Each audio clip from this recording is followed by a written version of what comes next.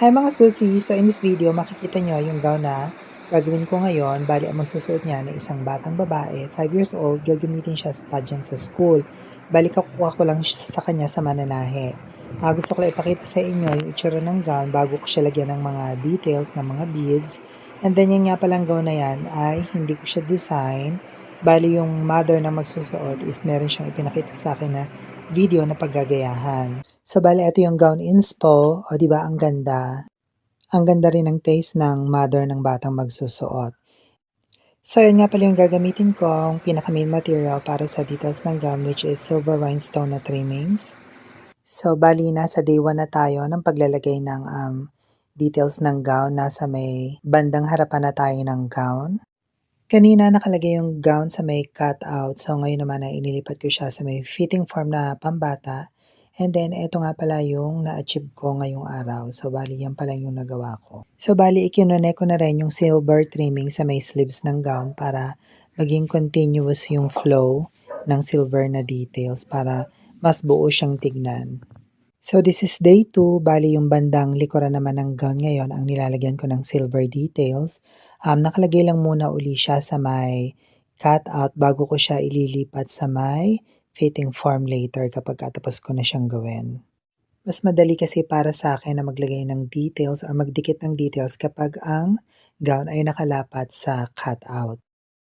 So, bali yan yung na-achieve ko ngayong day 2 and then nalagyan ko na rin siya ng gold details in between dun sa mga silver na trimmings. So, this is day 4. Ito yung bandang likod ng gown. Ito lang yung na-achieve ko ngayon. Bali, 3 hours lang akong nakapagawa kasi kailangan ko rin mag-stop, kailangan ko maggupit. Siyempre, minsan may mga customers na hindi mo matanggihan, lalo kapag mga gwapo, alam niyo na. And then, pinakamalaking kalaban kasi sa paggagawa ng ganito is yung umay, yung ilang oras kang nakaupo, tapos yan lang yung makikita mo, yan lang yung ginagawa mo. So, this is day 5. Ito naman ang na-achieve natin ngayon. Kung mapapansin nyo, meron na siyang mga silver na fringe beading in between gold. So, yan ang ating na-achieve ngayon. Front and back. So, bali, ito yung likod ng gown. So, this is day 6. As you can see, ayan, nagtatahi tayo mano-mano in between dun sa mga gold na beads. Naglalagay naman tayo ng silver. So, nandyan tayo sa may bandang harapan ng gown. And then, after nyan, sa may likod naman. So, ito yung na-achieve natin after nating tahiin ng mano-mano yung silver na beads in between dun sa mga gold.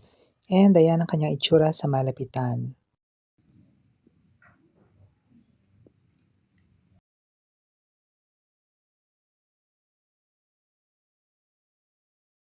Ladies and gentlemen, we also have a candidate, number 4, Chloe Leon Hoba.